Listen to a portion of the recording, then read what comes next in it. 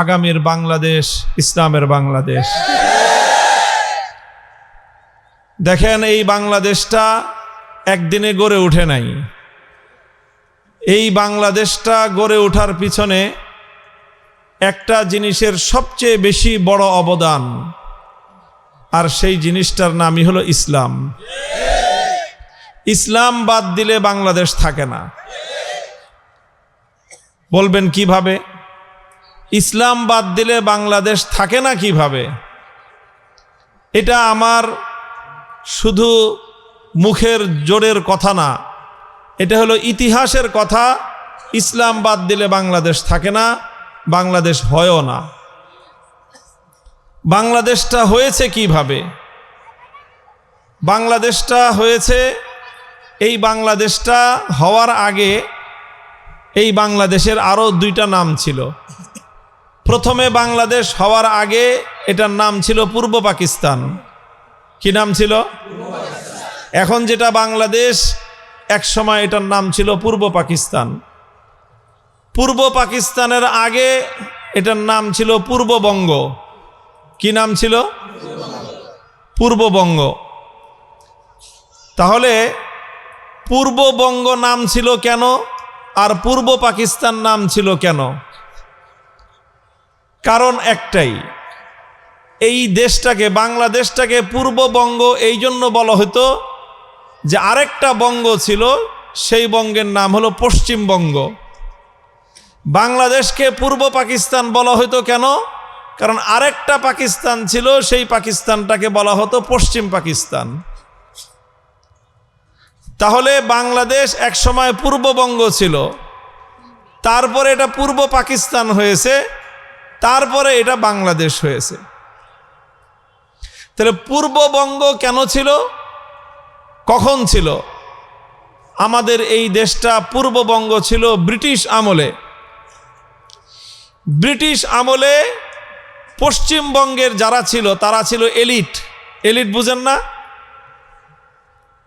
Elite বুঝেন না? এখন এই যে আপনারা যারা বেরিবাদের এই পাশে বড় বড় হাউজিংয়ের পরে থাকেন, আর এরপরে হলো যারা ওই পাশে বড় বড় দালান কোঠায় থাকে, আধুনিক জীবন, উন্নত জীবন তারা যাপন করে, তারা হলো এলিট। তারা কি? এলিট। আর এই যে সমাজের যারা খেটে খাওয়া মেহনতি মানুষ, অর্থনৈতিকভাবে যারা অসচ্ছল, একটু দুর্বল, তারা হলো গরিব মানুষ। আর একটা শ্রেণী হলো এলিট মানুষ। তো ঠিক এরকম ওই যুগে পশ্চিমবঙ্গ, ওটা ছিল এলিট মানুষদের জায়গা, পূর্ববঙ্গটা ছিল দরিদ্রদের জায়গা। পশ্চিমবঙ্গে অধিকাংশ ছিল হিন্দুদের আধিপত্য, আর এই পূর্ববঙ্গে এখানে ছিল সংখ্যাগরিষ্ঠ মুসলমান। হিন্দু এলিটরা চাইতো না পূর্ববঙ্গের দুর্বল মুসলমানরা শক্তিশালী হোক। তারা চাইতো না পূর্ববঙ্গের মুসলমানরা আর্থিকভাবে সচ্ছল হয়ে উঠুক। পশ্চিমবঙ্গের হিন্দু এলিটরা তারা চাইতো না পূর্ববঙ্গের মুসলমানরা তারা শক্তিশালী হয়ে মাথা উঁচু করে আত্মমর্যাদা নিয়ে তারা মাথা তুলে দাঁড়াক। এটা পশ্চিমবঙ্গের দাদা বাবুরা সহ্য করতো না, বরদাস্ত করতো না। তখন আমার দেশের, এই দেশের মুসলমানেরা তারা ব্রিটিশ আমলে আন্দোলন করেছে, সংগ্রাম করেছে, বলেছে যে আমরা ওই কলকাতার এলিট দাদাবাবুদের অধীনে আর থাকতে চাই না। তখন এই পূর্ববঙ্গকে পশ্চিমবঙ্গ থেকে আলাদা করে একটা প্রদেশ করা হয়েছিল, একটা প্রদেশ তৈরি করা হয়েছিল। যখন এই প্রদেশটা তৈরি হয়, মুসলমানদের জন্য একটা আলাদা প্রদেশ, আর পশ্চিমবঙ্গ সেখানে সংখ্যাগরিষ্ঠ হিন্দু, তাদের আলাদা প্রদেশ। তখন পশ্চিমবঙ্গের এই এলিট আর বড়লোক হিন্দুরা দেখলো যে এই দুর্বল মুসলমানরা এইভাবে আলাদা হয়ে তারা যদি চলতে পারে, তাহলে তো তারা সামনে এক সময় মাথা উঁচু করে দাঁড়াবে, এই জন্য তারা আমাদেরকে দাবায় রাখার জন্য ষড়যন্ত্র করেছিল। এটা অনেক লম্বা ইতিহাস, আর আমি ওগুলো বলতেছি না। তারা আমাদের স্বকীয়তা কেড়ে নেওয়ার চেষ্টা করেছিল। এই পূর্ববঙ্গের মুসলমানরা যেন বিশ্ব দরবারে মাথা তুলে দাঁড়াতে না পারে, পূর্ববঙ্গের মুসলমানরা যেন আত্মমর্যাদায় বলিয়ান হতে না পারে। পশ্চিমবঙ্গের ষড়যন্ত্রকারীরা পূর্ববঙ্গের উত্থানকে ঠেকায় দেওয়ার জন্য তারা সহিংস জঙ্গিবাদী আন্দোলন পর্যন্ত করেছে, অনেক কিছু করেছে, কিন্তু শেষ পর্যন্ত তারা আমাদেরকে দাবায় রাখতে পারে নাই। 1947 সালে আমাদের পূর্বপুরুষগণ সেই পশ্চিমবঙ্গকে লাল কার্ড দেখায় দিল্লিকে এখান থেকে বিতাড়িত করে এই পূর্ববঙ্গকে আলাদা করে মুসলমানদের জন্য মুসলিম জাতিসত্তার ভিত্তিতে আলাদা একটা দেশ হিসেবে তারা গড়ে তুলেছিল। আমাদের নাম চেঞ্জ হয়ে গেল, পূর্ববঙ্গ থেকে নাম হয়ে গেল পূর্ব পাকিস্তান। কি নাম হলো? পূর্ব পাকিস্তান। আমাদের পূর্বপুরুষরা মনে করলো যাই হোক, পশ্চিম পাকিস্তান আর পূর্ব পাকিস্তান এক দেশ, এরা দূরে থাকলে কি হবে, এরাও মুসলমান আমরাও মুসলমান, আমরা মিলেমিশে এক দেশ, কাজেই আমরা মুসলমান ভাই ভাই মিলেমিশে থাকব। এইভাবে থাকলাম কিছুদিন, পরে দেখলাম পশ্চিম পাকিস্তানের খান পাঠানরা ওরাও আমাদেরকে বলে যে তোমরা দুর্বল, তোমরা গরিব। তারা আমাদেরকে অবহেলা করতে চাইল, তারা আমাদের সাথে বৈষম্যের আচরণ করতে লাগলো, তারা আমার দেশের সম্পদ লুটপাট করে পশ্চিম পাকিস্তানে পাচার করতে লাগলো। বাংলাদেশের কাঠ দিয়ে তৈরি হয় কাগজ, সেই কাগজ পশ্চিম পাকিস্তানে বিক্রি হয় 30 পয়সা, আর পূর্ব পাকিস্তানে বিক্রি হয় 50 পয়সা 60 পয়সা। আমার দেশের সুন্দরবনের সুন্দরী গাছ দিয়ে তৈরি কাগজ ওরা পায় অর্ধেক দামে, আর আমাদের কিনতে হয় ডবল দামে।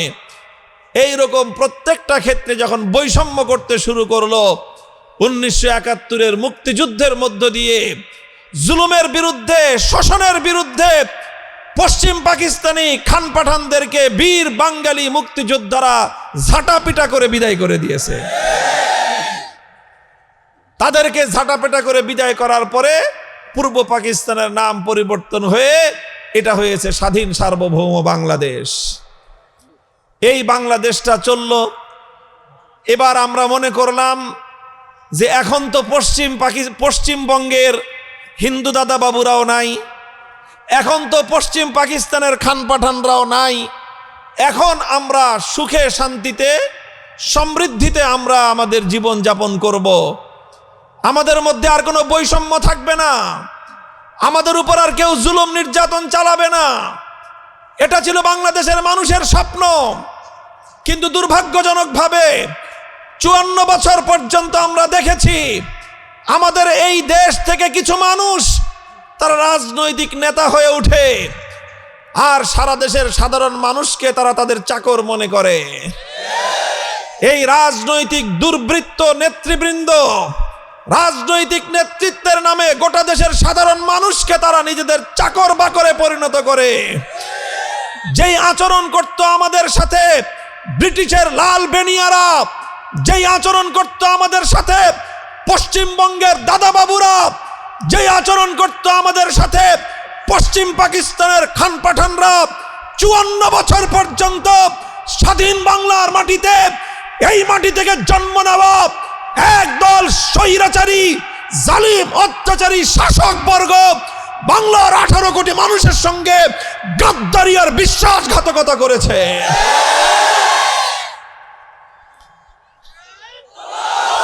মুহতারাম হাজিরিন, আমি আপনাদেরকে এই জন্যই বলতে চাই, এই যে বাংলাদেশটা গড়ে উঠল, এই যে বাংলাদেশটা জন্ম নিল, ব্রিটিশকে খেদাইতে হয়েছে, পশ্চিমবঙ্গে দাদাবাবুদেরকে বিতাড়িত করতে হয়েছে, পশ্চিম পাকিস্তানের খান পাঠানদেরকে বিতাড়িত করে তারপরেই বাংলাদেশ হয়েছে। মনে রাখবেন, বাংলাদেশে যদি ইসলাম না থাকে, পশ্চিমবঙ্গ আর পূর্ববঙ্গের মধ্যে কোনো তফাৎ থাকবে না। বাংলাদেশে যদি ইসলাম না থাকে, দিল্লির আধিপত্য বাংলার মাটিতে প্রতিষ্ঠিত হবে, এদেশের মানুষকে দিল্লির গোলামি করতে বাধ্য করা হবে। এই জন্যই 24 জুলাই বিপ্লবের সময় বাংলাদেশের দামাল সন্তানেরা লড়াই করেছে আধিপত্যবাদের বিরুদ্ধে। প্রত্যেকটা শহরে শহরে, প্রত্যেকটা জনপদে স্কুলের ছেলেরা, কলেজের ছেলেরা, ইউনিভার্সিটির স্টুডেন্ট ছাত্ররা, মাদ্রাসার ছাত্ররা সব একসাথে হয়ে স্লোগান তুলেছিল, দিল্লি না ঢাকা। কথা বলেন ঠিক না বেঠিক? দিল্লি না ঢাকা, এই কথার অর্থ কি? এই কথার অর্থ হলো এই, আমরা দিল্লির দাসত্ব করতে চাই না। মোহতারাম হাজিরিন, আমি যেই আলাপ করলাম এই আলাপ আর বেশি দূর করব না। আমি শুধু আপনাদেরকে একটা কথা বোঝানোর চেষ্টা করেছি, সেটা হলো এই, ইসলাম না থাকলে বাংলাদেশ থাকে না, ইসলাম না থাকলে বাংলাদেশের জন্ম হতো না। কাজী হে মুসলমান, আজ আমরা এমন একটা ভৌগোলিক জায়গায় আছি, আমাদের 10 ভাগের 8 ভাগ ঘিরে আছে পার্শ্ববর্তী দিল্লির ভারত, আরেক পাশে আছে সামান্য একটু ওই বৌদ্ধদের মায়ানমার, আর বাকিটা আছে বঙ্গোপসাগর। অর্থাৎ আমাদেরকে এখানে বাঁচতে হলে নিজেদের শক্তি নিয়েই বাঁচতে হবে, আশপাশ থেকে কেউ আমাদেরকে সাহায্য করতে আসার মতো নাই। আর আরেকদিকে বিশাল ভারত প্রতিবেশী, যারা সব সময় সীমান্তের অপর প্রান্ত থেকে বাংলাদেশে শুধু আগ্রাসন চালাবার চেষ্টা করে। কাজেই সেখান থেকেও সাহায্য পাওয়ার কোনো আশা নাই। আরেকদিকে আছে বঙ্গোপসাগর, সাগরের কাছ থেকে কি পাবেন? পানিতে ডুবা ছাড়া কোনো উপায় নাই। মোহতারাম হাজিরিন, এই ধরনের পরিস্থিতিতে কোনো জাতি যদি, কোনো সম্প্রদায় যদি মর্যাদা নিয়ে বাঁচতে চায়, সম্মান নিয়ে যদি বাঁচতে চায়, তাহলে একটাই উপায় আছে। কয়টা উপায়? আমি একটা উপায় বলি ইতিহাস থেকে আপনাদের কাছে। তারেক বিন জিয়াদ ইসলামের একজন ঐতিহাসিক বীর মুজাহিদ, ইসলামের প্রথম যুগের একজন সোনালী যুগের একজন কমান্ডার ইন চিফ। সেই তারেক বিন জিয়াদ তিনি আরব থেকে সমুদ্র পাড়ি দিয়ে স্পেন গিয়েছিলেন নৌকায় করে। তখন তো আর নৌজাহাজ ছাড়া বড় কোনো আধুনিক জাহাজ ছিল না। বড় বড় নৌকা তৈরি করে সেই নৌকায় করে সৈন্যবাহিনী নিয়ে তিনি সমুদ্র পাড়ি দিয়ে আরব, আফ্রিকা থেকে ইউরোপে গেলেন। স্পেনের মাটিতে তিনি পা রাখলেন, রেখে তিনি তার সৈনিকদেরকে ডেকে বললেন যে দেখো, তিনি আরেকটা কাজ করলেন। যতগুলো নৌজাহাজ ছিল, কোন কোন ঐতিহাসিক লেখেন যে তিনি সমস্ত নৌজাহাজগুলোকে আগুন দিয়ে পুড়িয়ে দিলেন। আগুন দিয়ে পুড়িয়ে দিয়ে তিনি তার সৈনিকদেরকে বললেন, দেখো এখন তোমাদের সামনে দুইটাই রাস্তা। একটা হলো তোমাদের সামনে তোমাদের শত্রু, তোমাদের সামনে তারা যারা তোমাদের আল্লাহর জমিনে আল্লাহর নাম উচ্চারণ করতে দেয় না। তোমাদের সামনে তারা যারা আল্লাহর জমিনকে দখল করে কুফরি মতবাদ কায়েম করে রেখেছে। তারা হয় তাদের সাথে লড়াই করে তোমাদেরকে বাঁচতে হবে, আর যদি তাদের সাথে লড়াই করে বাঁচতে না পারো, তাহলে পেছন দিকে তাকায় দেখো, সমুদ্র পাড়ি দিয়ে আত্মরক্ষা করা সমস্ত রাস্তা বন্ধ, সমুদ্রের পানিতে ডুবে মরতে হবে। পথ দুইটাই, হয় মর্যাদার সাথে লড়াই করে শত্রুদেরকে পরাজিত করে বিজয়ী বেশে এখানে তোমরা জীবন যাপন করবা, আর না হয় নির্মম ভাবে ভীরু কাপুরুষের মতো পানিতে ডুবে তোমাদের মরতে হবে। তোমাদের সামনে দুইটাই রাস্তা। একটা হলো লড়াই করে জীবন বেঁচে থাকার ইজ্জতের জিন্দেগি, একটা হলো লড়াই করে বেঁচে থাকার ইজ্জতের জিন্দেগি, আরেকটা হলো লাঞ্ছনার সাথে ভীরু কাপুরুষের মতো পালিয়ে বাঁচবার জন্য এসে সমুদ্রের পানিতে ডুবে লাঞ্ছিত ভাবে মৃত্যুবরণ করবার আরেকটা জিন্দেগি। হয় তোমরা সামনে লড়াই করে জীবিত থাকবা শহীদ গাজী হয়ে, আর না হয় শত্রুর সঙ্গে লড়াই করে তোমরা জীবন দিয়ে শাহাদাতের মৃত্যুবরণ করে ইজ্জতের মরণকে বাছাই করে নিবা। আর না হয় বাঁচতে যদি আত্মরক্ষার জন্য যদি পালিয়ে আসতে চাও, পালিয়ে বাঁচতে পারবে না, সেই ক্ষেত্রে তোমাদেরকে লাঞ্ছিত হয়ে সমুদ্রের পানিতে ডুবে মরতে হবে। এছাড়া ভিন্ন কোনো রাস্তা নাই। তোমাদের সামনে দুইটাই রাস্তা, হয় বিজয়ী হয়ে ইজ্জতের জিন্দেগি যাপন করতে হবে, আর না হয় পরাজিত হয়ে লাঞ্ছিত ভাবে পানিতে ডুবে মরতে হবে। এখন তোমরা চিন্তা করে দেখো কোন পথ অবলম্বন করবে।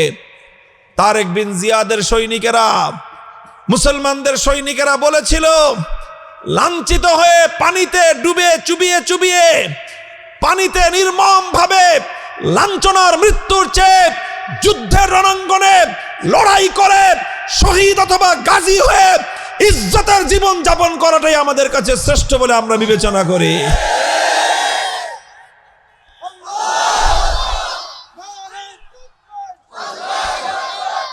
মুহতারাম হাজিরিন, আজ আমাদের বাংলাদেশের মুসলমানদের সামনেও রাস্তা দুইটাই খোলা।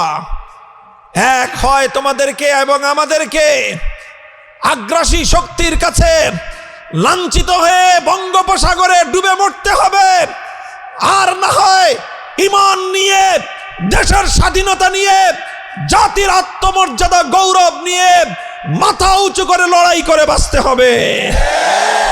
আমি বলতে চাই, লাঞ্ছিত হয়ে ভীরু কাপুরুষের মতো পানিতে ডুবে মরার চেয়ে লড়াই করে মাথায় কাফনের কাপড় পরে ইজ্জতের জিন্দেগি যাপন করাই আমাদের জন্য সৌভাগ্যের।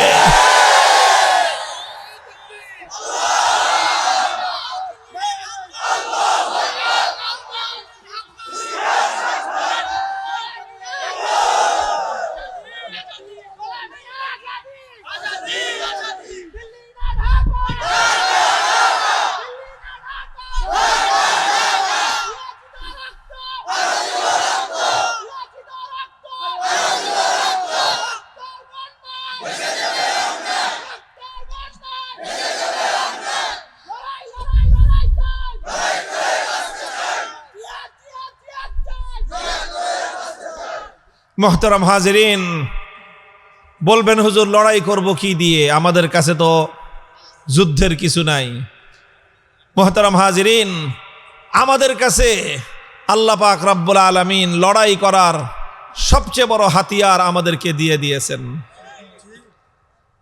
আল্লাহ আমাদেরকে হাতিয়ার দিয়েছেন। বলবেন কি হাতিয়ার দিল হুজুর?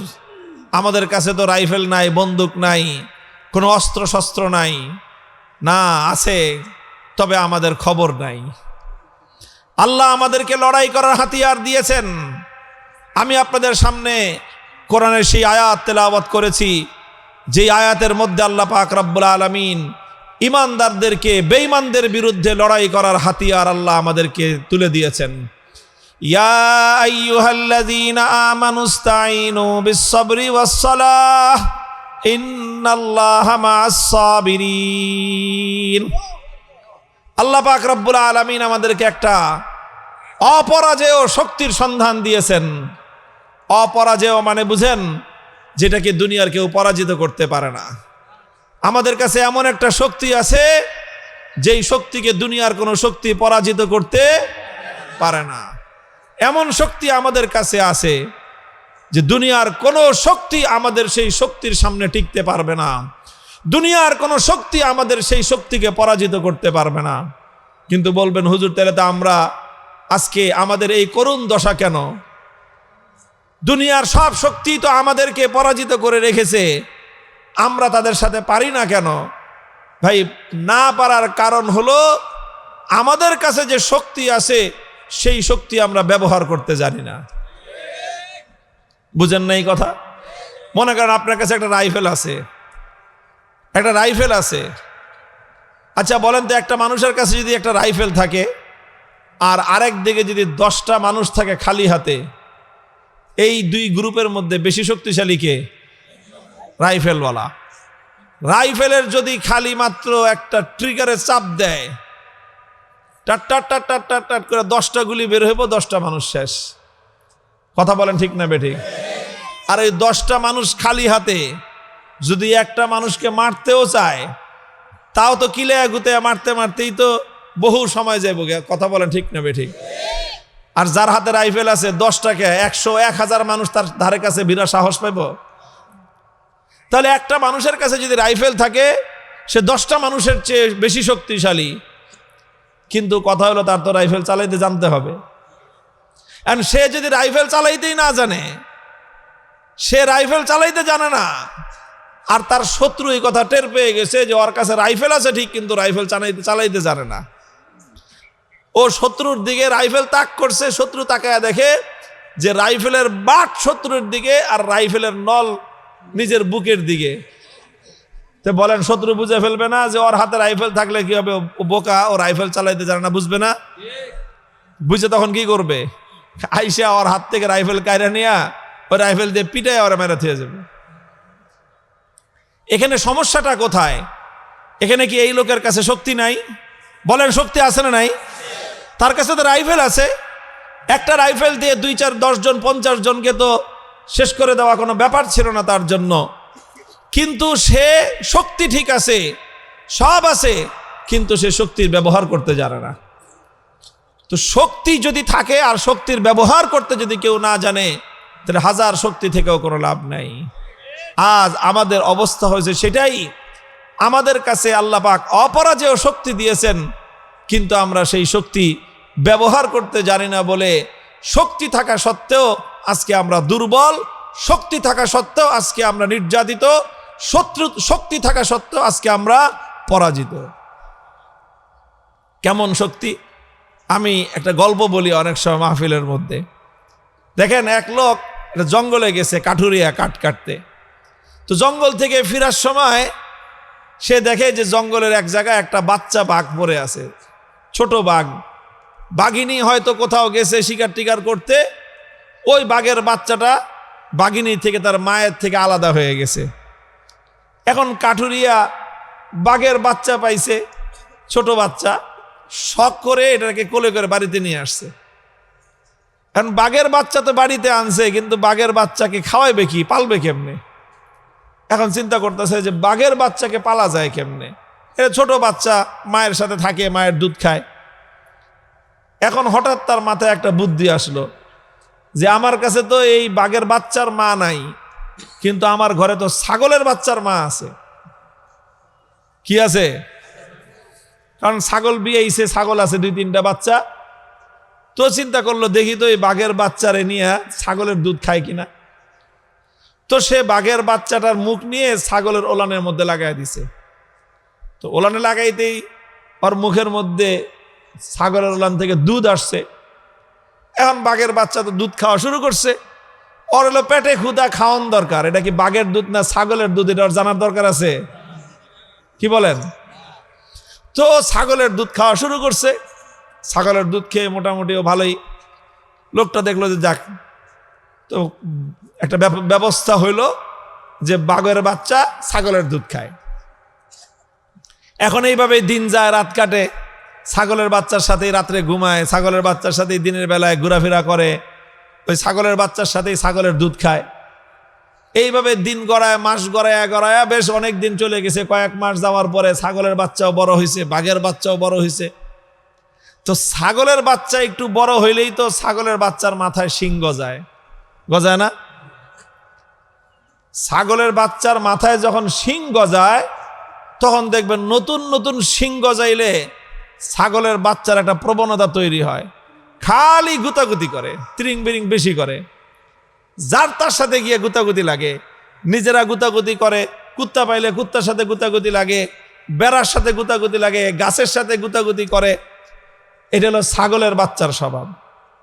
ব্যাঙ যেরকম নতুন পানি পেলে লাফায় বেশি, রাজনৈতিক পাতি নেতারা ক্ষমতার গন্ধ পাইলে লাফায় বেশি, ছাগলের মাথায় শিং গজাইলে লাফায় বেশি।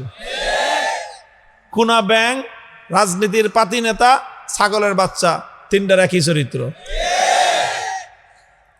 এখন যখন ছাগলের এই শিং গজাইছে, ও তো খালি গুতাগুতি করে, একটা একটার সাথে গুতাগুতি লাগে, বাঘের বাচ্চার সাথেও গুতাগুতি লাগে।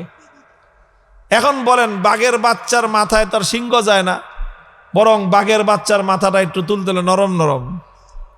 তো ছাগলের বাচ্চা গুতা দিয়ে মজা পায়, নরম জায়গায় গুতা দেয়, দেখে শিং ঢুকে যায়, ও খুব মজা পায় ছাগলের বাচ্চা।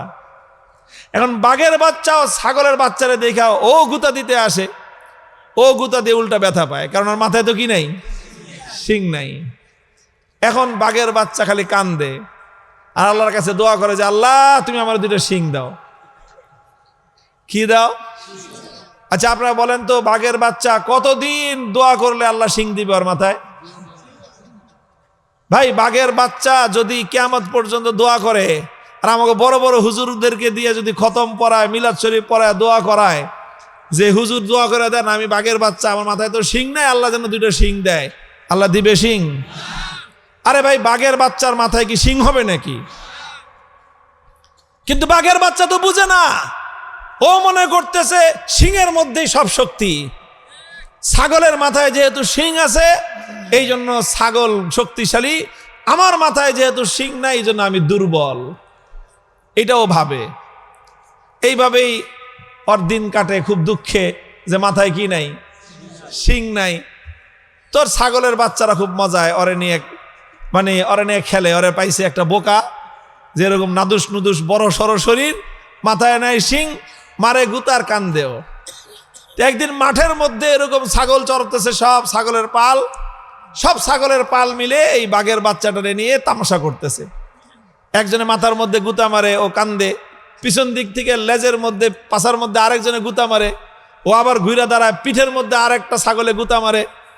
এই সব করতেছে, সব ছাগলের বাচ্চারা নাচতেছে আর বাঘের বাচ্চাটা কাঁদতেছে। দূর থেকে একটা বড় বাঘ এই দৃশ্যটা দেখছে, এই দৃশ্য দেখে তো বাঘ থক হয়ে গেছে। এই যেটা পড়লো কোন কলিকাল, ছাগলে চাটে বাঘের গাল।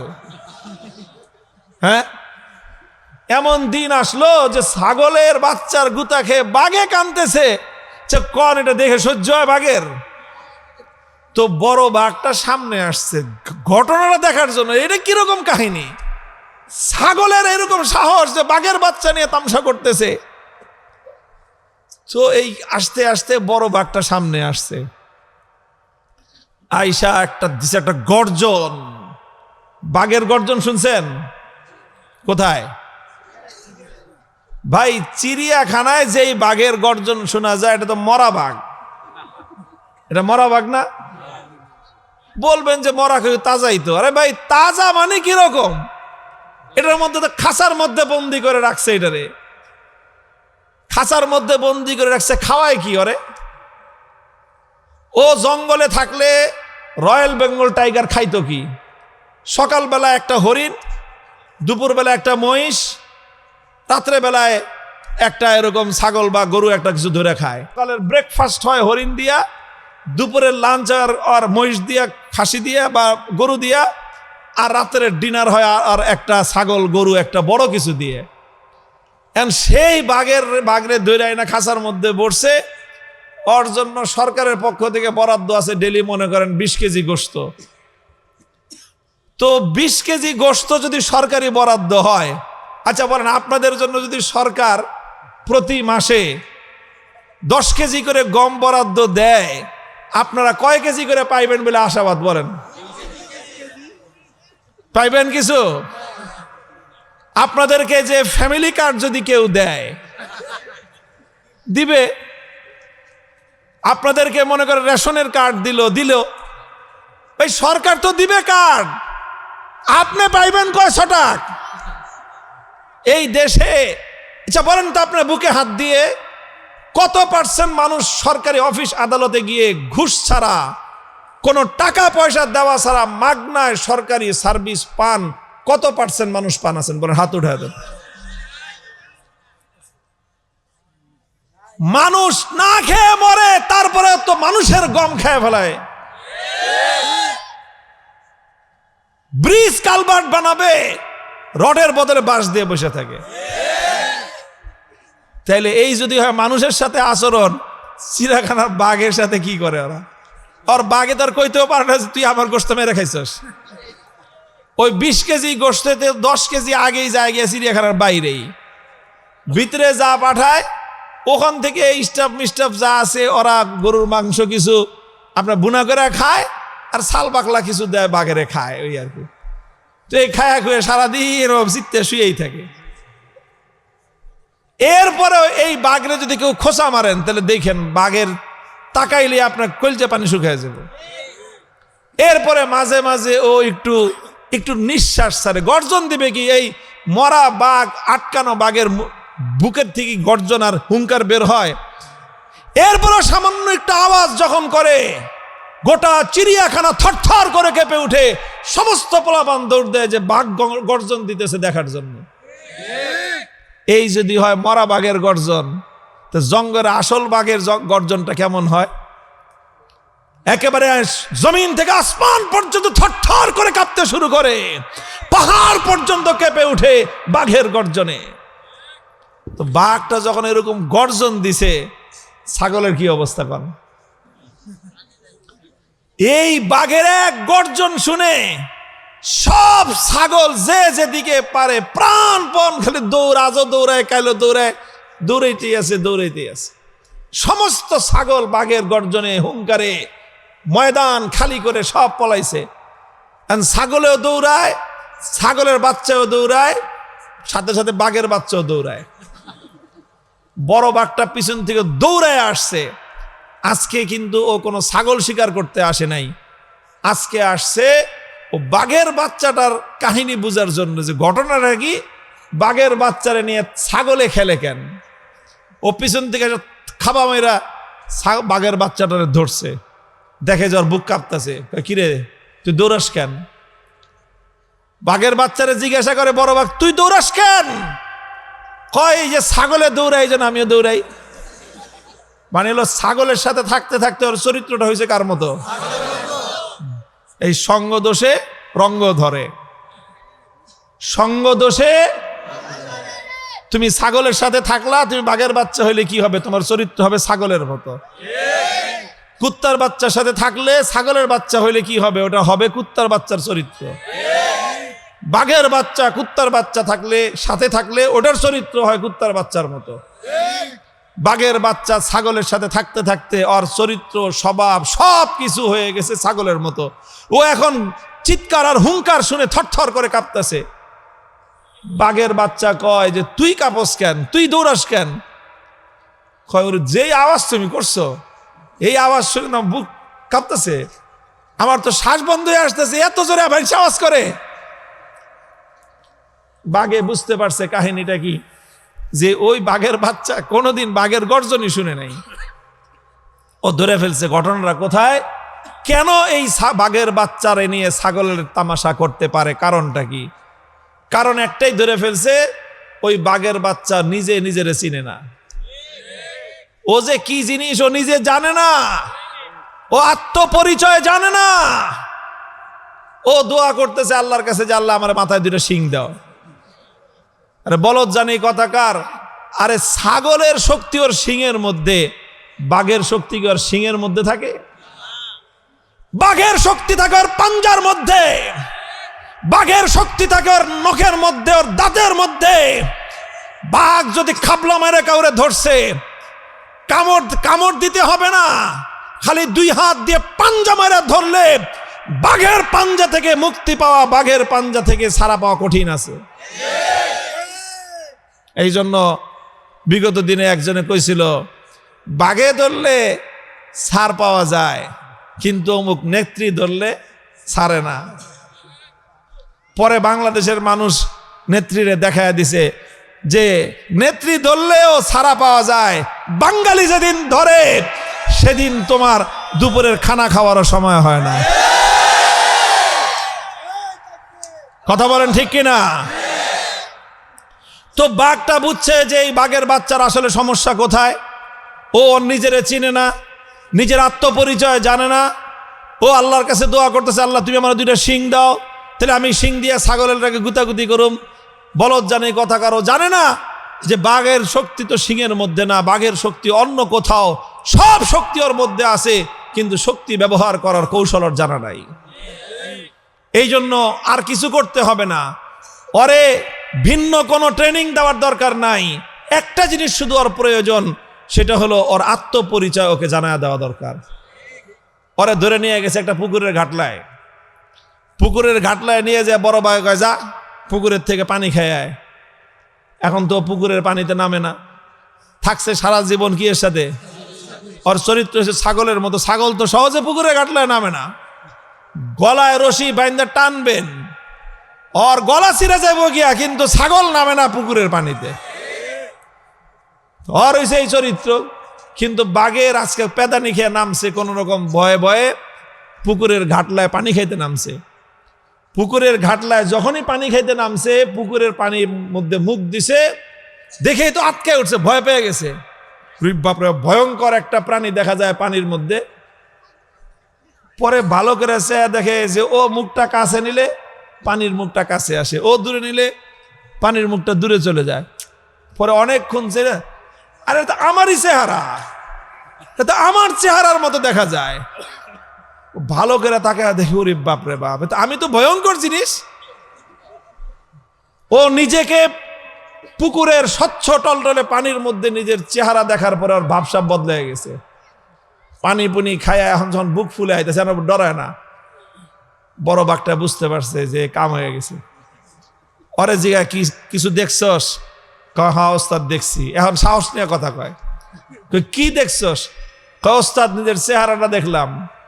কি দেখলি? তোর চেহারা ছাগলের মতো। না ওস্তাদ, আমার চেহারা তো ছাগলের মতো না, আমার চেহারা বস্তমার মতো। বস্তমার মতো আমার চেহারা। এবার বড় বাঘে কইছে, হ্যাঁ এবার লাইনে আইছস তুই, দেখ তোর চেহারা হলো আমার মতো। অর্থাৎ আমি আর তুই আমরা হলাম স্বজাতি, এক জাতি। আমরা ছাগলের জাত না, আমরা হলাম বাঘের জাত। আমরা হলাম বাঘের জাত। আল্লাহ পাক আমাদেরকে শক্তি দিয়েছেন ছাগলের মতো সিংহের মধ্যে না। আমাদের শক্তি হলো আমাদের পাঞ্জার মধ্যে, আমাদের শক্তি হলো আমাদের নখের মধ্যে, দাঁতের মধ্যে। আমাদের বীর বিক্রম, আমাদের বীরত্ব হলো আমাদের গর্জনের মধ্যে। আমরা একটা বাঘ যখন কোথাও দাঁড়িয়ে একটা গর্জন দেই, तमाम পৃথিবীর সমস্ত ছাগলের বাচ্চা আমাদের সামনে দাঁড়াবার সাহস পায় না।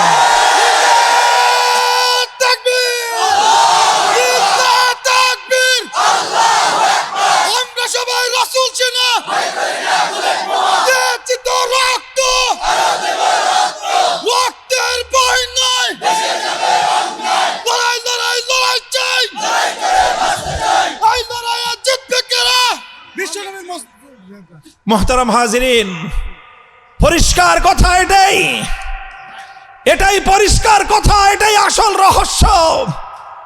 বাঘের বাচ্চা যতদিন নিজের আত্মপরিচয় না জেনেছে, যতদিন নিজের শক্তির সন্ধান সে না পেয়েছে, সে আল্লাহর কাছে দোয়া করছে, আল্লাহ তুমি আমার ছাগলের মতো দুইটা শিং